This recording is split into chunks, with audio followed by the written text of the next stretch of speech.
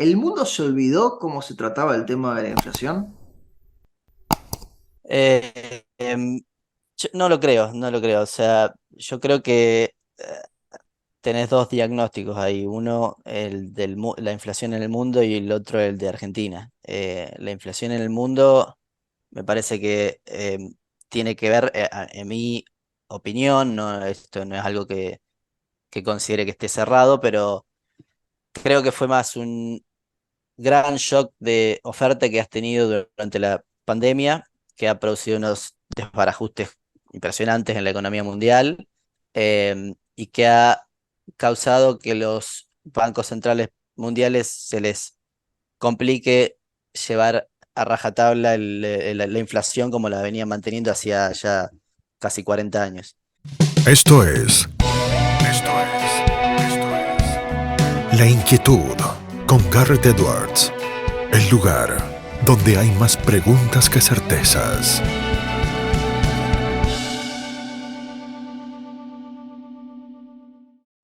Damos vuelta de página aquí en La Inquietud por CNN Radio Rosario. Tenemos un enorme honor, placer y privilegio. Es licenciado en Economía y Agronegocios, máster en Economía por la Universidad George Mason de los Estados Unidos. Actualmente es director de establecimiento Don Leandro, Sociedad Anónima, y Molino Esmeralda, Sociedad Anónima. No es otro que Agustín Forzani. Agustín, ¿cómo estás? Garto te saluda. Buenos días, Garrett, buenos días a toda la audiencia y gracias por invitarme acá al podcast. Agustín, el placer es todo mío. Muchos temas para charlar contigo, pero arranquemos por algo. UNR primero, George Mason después, el mundo hispano y el mundo angloparlante con respecto a la carrera. ¿Cómo fue esa experiencia? ¿Qué notaste de distinto? ¿Qué te llevaste de los Estados Unidos?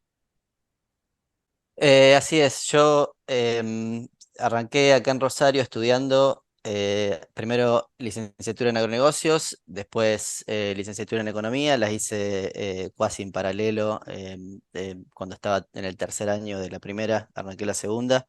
Em, me interesaba todo el mundo, me fui dando cuenta que me gustaba más el mundo de la economía más general, más que algo centrado en el agro, que era lo que yo por ahí más conocía cuando era pequeño, que trabajaba con mi padre. Y, y bueno, me fui adentrando en ese mundo y quise seguir conociendo. Tuve el honor de ser estudiante de Diego Marcos, profe de acá Querido de amigo, UNR, que es amigo tuyo y un gran profesor. Y bueno, él me sembró por ahí la semilla de seguir por más, seguir conociendo y seguir aprendiendo. Em, y bueno, por medio de intercambios con él, mi idea era estudiar afuera, estudiar más precisamente en Estados Unidos por, por, para seguir aprendiendo y quería una rama que él por ahí con cual él comulga, que es la escuela austríaca, el liberalismo clásico. Y nada, me recomendó dos o tres, pero me hizo foco ahí en George Mason, que era donde estaban la gran mayoría de los liberales clásicos y los austríacos más conocidos hoy en día. Así que bueno, ese fue mi objetivo. Fui, estudié un poco inglés para mejorar mi inglés, para llegar al nivel, y después apliqué en tres universidades, pero mi objetivo era Mason y quedé en Mason por suerte y bueno, arranqué esa experiencia que fue para mí transformadora, la verdad, me cambió para siempre la forma de ver el mundo, de pensar en todo sentido, no solo en lo académico, sino en lo humano también. Después, a ver, conocer otra cultura te cambia realmente la forma de ser. sí, te abre la cabeza. Sí, totalmente. Y es literal, todo ese dicho es realmente así. Y bueno, en la parte académica realmente me sentía, no sé, supongo que así se habrá sentido Adam Smith caminando en Edimburgo y Glasgow en las universidades, y era lo mismo realmente, caminar Sí, por la Peter universidad, del Bettke, campus. Tyler eh, Cowen, por nombrar solamente están, algunos, digo, porque vos los conociste a todos los que están exacto. ahora dando vueltas allá. están todos ahí, te los cruzás y vos decís, no puedo creer que estoy, viste, teniendo clases con este monstruo de la economía. Em, sí, están también Brian Kaplan, es muy buen Larry White en Free Banking, es impresionante.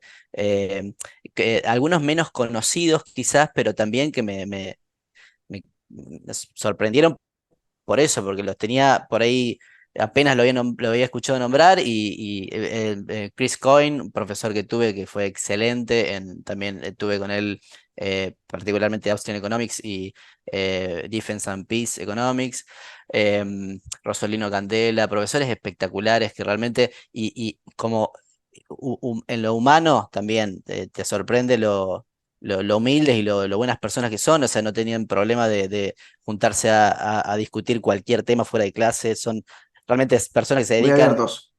full time a dar clases y están totalmente dispuestos a seguir abiertos a discutir cualquier tema. Entonces, eso por la parte de la universidad y después vivir allá, hacer amigos allá y terminas dando cuenta que en definitiva las personas no son muy diferentes al fin y al cabo, o sea, tienen eh, otras reglas allá si se quiere, pero después en el día a día son seres humanos igual que nosotros, hacen lo mismo, les gusta juntarse con amigos.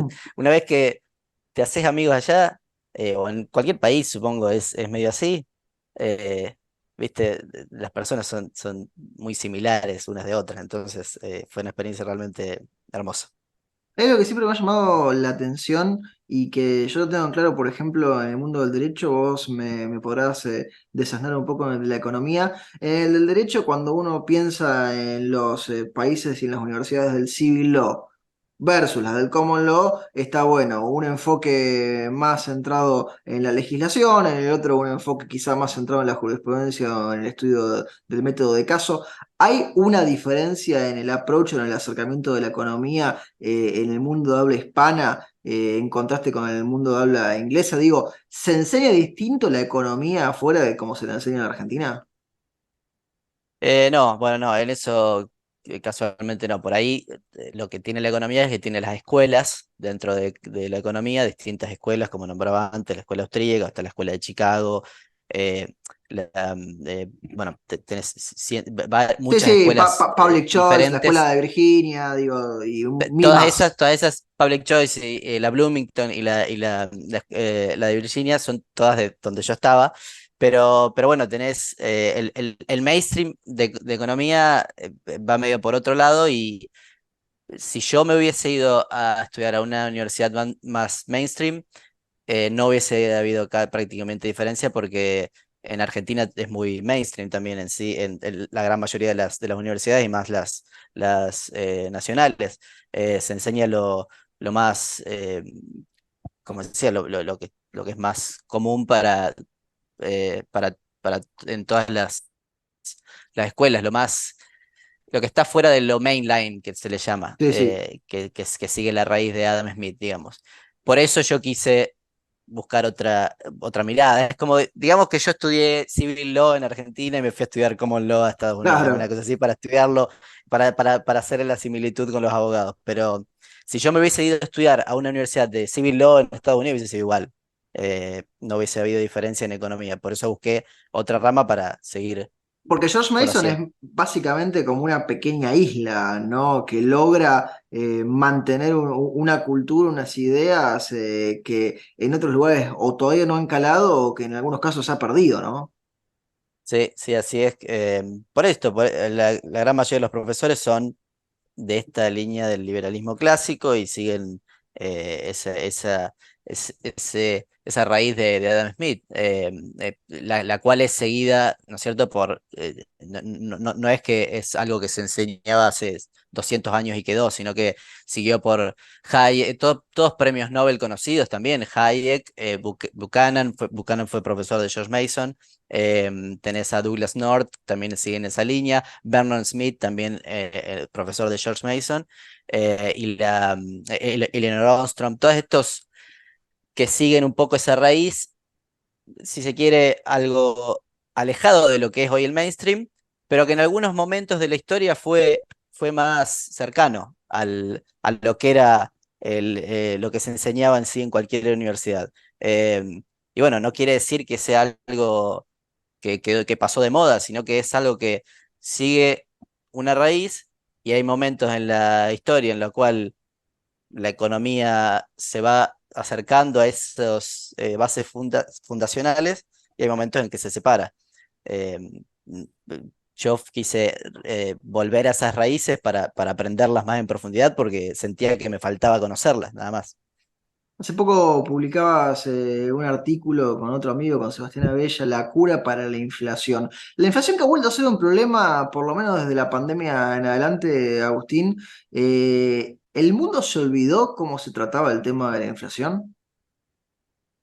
Eh, em, yo no lo creo, no lo creo. O sea, yo creo que tenés dos diagnósticos ahí, uno el de la inflación en el mundo y el otro el de Argentina. La inflación en el mundo me parece que tiene que ver, en mi opinión, no, esto no es algo que considere que esté cerrado, pero creo que fue más un gran shock de oferta que has tenido durante la pandemia, que ha producido unos desbarajustes impresionantes en la economía mundial y que ha causado que los bancos centrales mundiales se les complique llevar a rajatabla la inflación como la venían manteniendo hacía ya casi 40 años.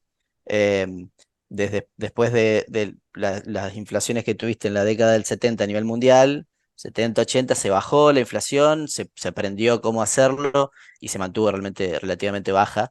Y este shock parecía como que, bueno, a ver, parecía que volvíamos al 70, al 80 a nivel Hmm. mundial, pero yo lo veo como que no, me parece que se está reacomodando, se está reajustando la economía mundial y estamos volviendo de vuelta a, a una inflación normal de 2-3% a nivel mundial. Le falta algo todavía, pero una, fue de gran complejidad el shock que tuviste, entonces no es sencillo para un banco central que trata de hacer las veces de ajustar oferta y demanda de dinero. Es algo realmente imposible de hacer, no se puede, pero obviamente un banco central eso es lo que se propone y de alguna manera hay instrumentos y herramientas que los bancos centrales tienen que les permite por lo menos aproximarse en buena medida. Distinto es la situación de Argentina, A ver, ¿cómo es la de que, la Argentina? que en nuestra opinión ahí con Sebastián hicimos un análisis de la situación y pensamos que bueno, el Banco Central de Argentina en particular no ha logrado nunca en su historia ajustar oferta y demanda de dinero Hmm, y hmm. aproximarla, salvo por la década del 90, que casualmente fue el momento en el cual no se hacía cargo de la oferta de dinero.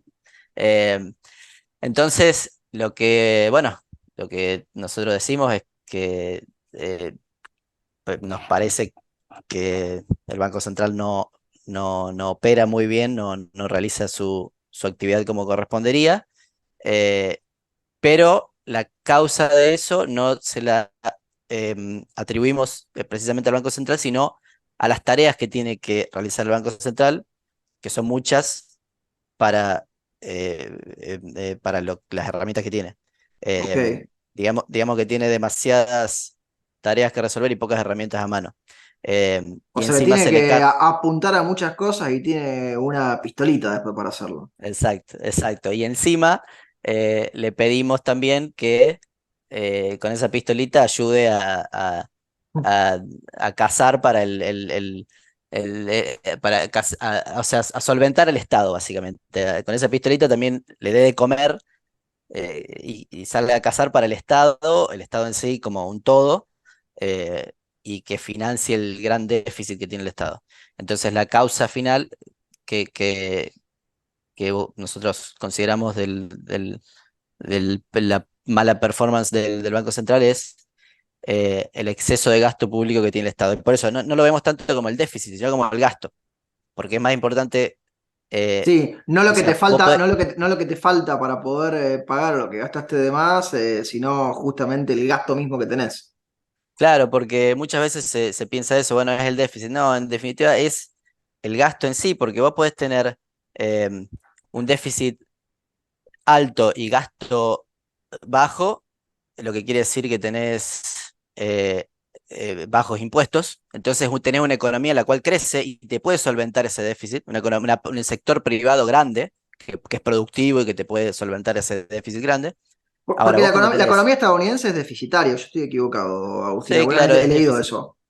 es deficitaria también, pero ahí tenés el ejemplo perfecto para comparar y decir, bueno, ¿es el déficit o es el gasto? Bueno, Estados Unidos también tiene un déficit altísimo y, a ver, caro para solventar, pero ¿qué tiene del otro lado? Un sector privado súper productivo que lo puede pagar. Tenés a Silicon Valley, que tenés de las empresas más importantes del mundo, súper productivas que lo pueden pagar, pueden pagar un déficit alto. Incluso, bueno, tiene la moneda, el dólar, es utilizada prácticamente en 60% del comercio mundial, entonces tenés Y otras tenés a tipos ventajas. arriesgando capital permanentemente. Exacto. Tenés otras ventajas, pero en sí, si Estados Unidos fuera una isla, bueno, el sector productivo de Estados Unidos el sector privado es bastante productivo como para pagar un déficit alto. El sector privado de Argentina, al el Estado al ocupar el 50% del gasto, el gasto público sobre PBI es el 50%, quiere decir que el otro 50% es el privado, y ese privado tiene que solventar el déficit, pero ese sector privado no es tan productivo como para bancarse un déficit alto. Solamente podemos decir que el único sector que es productivo en Argentina es el agro, que encima está súper regulado y controlado, y impuestos y retenciones y demás, que no llega a hacer todo. ¿Hay otros países, Entonces, Agustín, del mundo que tengan un agro tan controlado cuando el agro es probablemente la parte productiva más importante que tiene ese país? no, no, realmente no.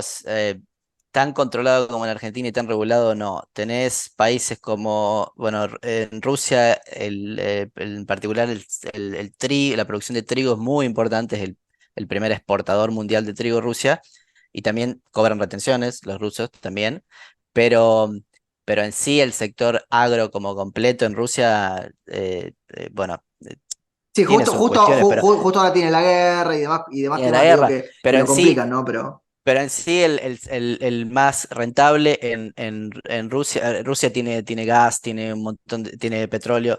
eh, el trigo es muy rentable en Rusia también, tiene mucha producción. Pero en Argentina todo lo que tiene que ver con agro es rentable, desde la ganadería hasta la agricultura, pero lo regulamos y lo controlamos todo y le prohibimos exportar y le prohibimos y establecemos retenciones y derechos de exportación y bueno, llega un punto en el cual vos podés ser Argentina, la verdad es que tiene uno de los agros más eficientes del mundo, de los sectores de agricultura más eficientes del mundo. Tenemos pocos, los costos son muy bajos y las rentabilidades son altas, pero está súper controlado, regulado y saqueado por el Estado. Entonces, claro, bueno, ahí llega un punto en el cual no pega la vuelta eso, porque no, la oportunidad perdida con lo que ha sido la invasión en Ucrania fue muy grande, ¿no, Agustín? Porque, a ver, no era que era solamente tener la normativa bien en ese momento, sino que a lo mejor se arrastra de 10, 15, 20 años vista. Es decir, capaz que para aprovechar esa oportunidad, Argentina debería haber estado haciendo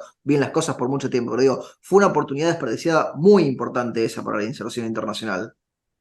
así es, porque, bueno, el agro tiene la particularidad de que no puede liberarse en un segundo y crecer la producción de un día para el otro, sino que son en campañas de año a año.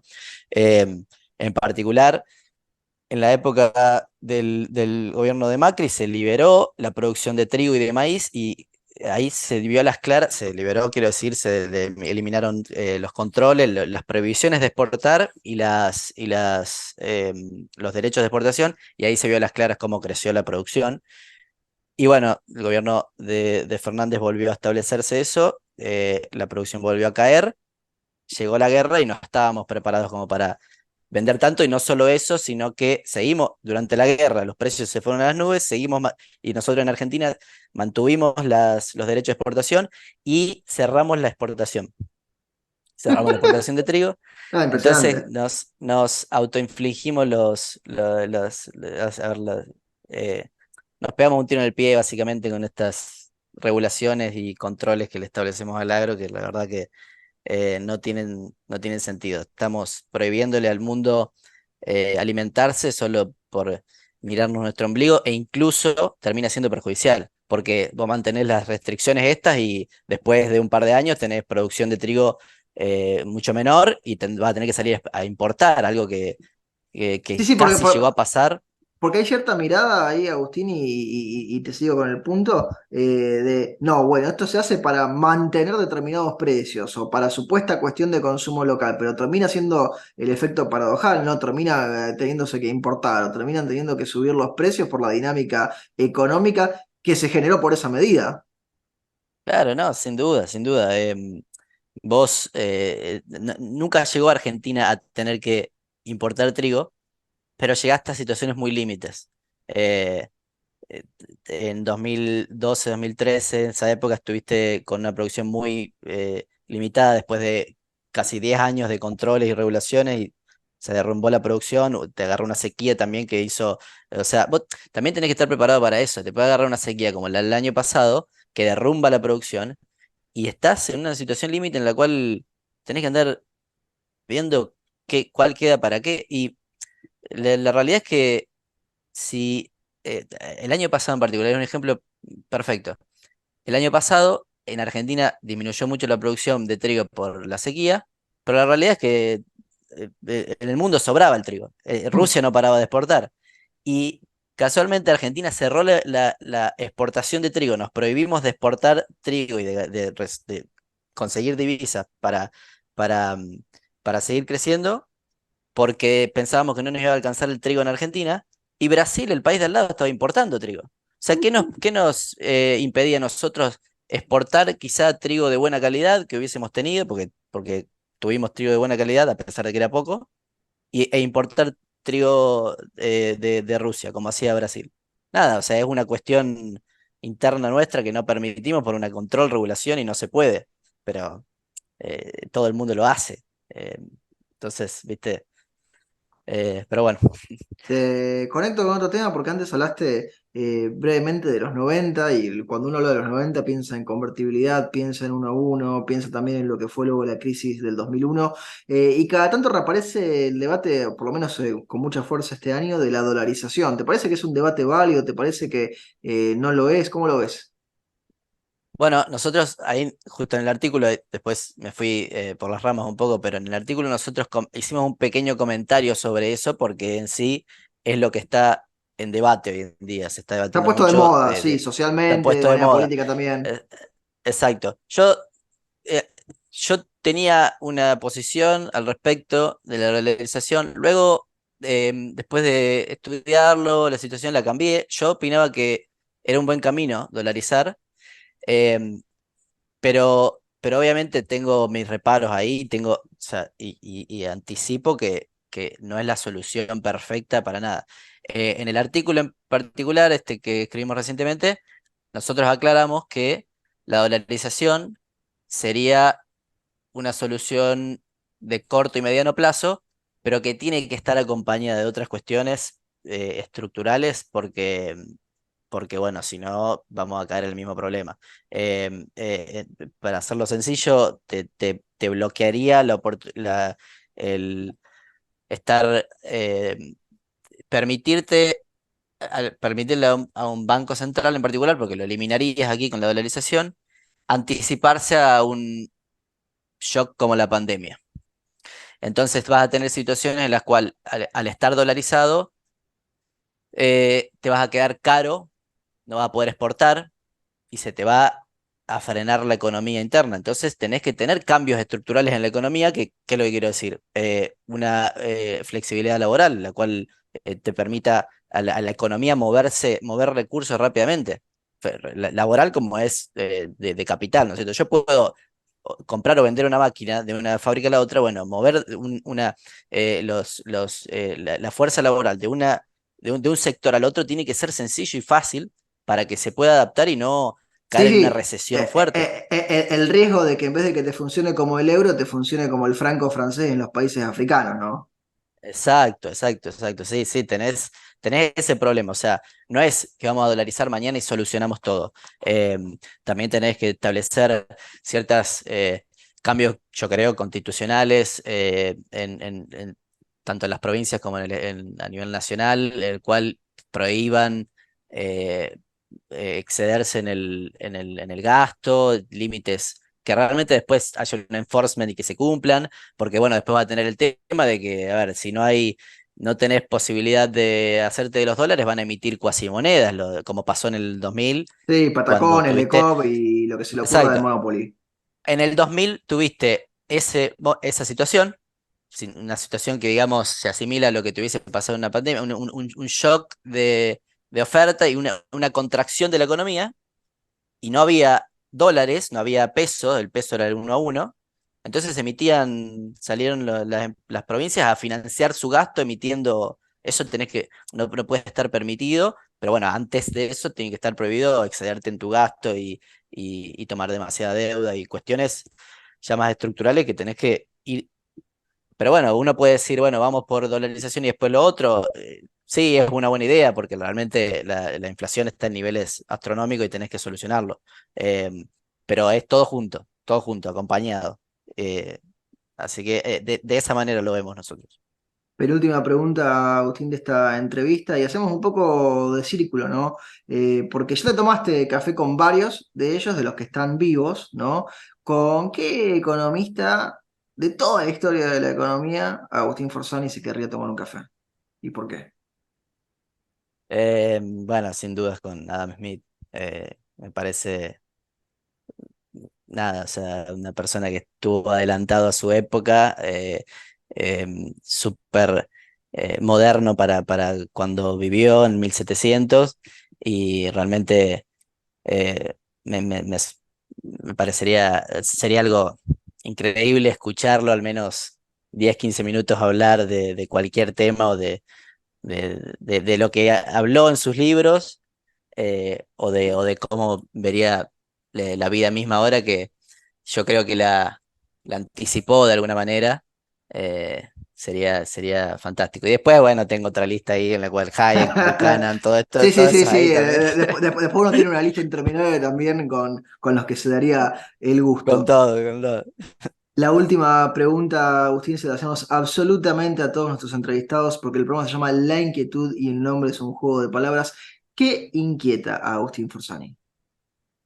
Me inquieta el conocimiento, el seguir aprendiendo día a día y conocer. Y yo cuando era chiquito era una persona que siempre preguntaba el por qué, como hacen los niños. Bueno, mi etapa de por qué fue mucho más de la niñez y sigo preguntándome todo por qué. Realmente eso me hace levantarme día a día y seguir queriendo conocer y aprender, y bueno, es lo que realmente me mueve, eso, el conocimiento. Si en George Mason aprendí a ver esta cuestión más socrática del solo sé que no sé nada. Bueno, hay todo un mundo en el cual no lo sé, no lo conozco, nunca quizá lo voy a saber, pero es realmente algo que te llama a ir buscando a aprender cada vez más y tratando de llegar a un conocimiento que nunca lo vas a tener, pero eh, nada, eso realmente me inquieta día a día. Agustín, te agradecemos muchísimo el tiempo que te has tomado para charlar con nosotros y con nuestra audiencia y te mandamos un fuerte abrazo.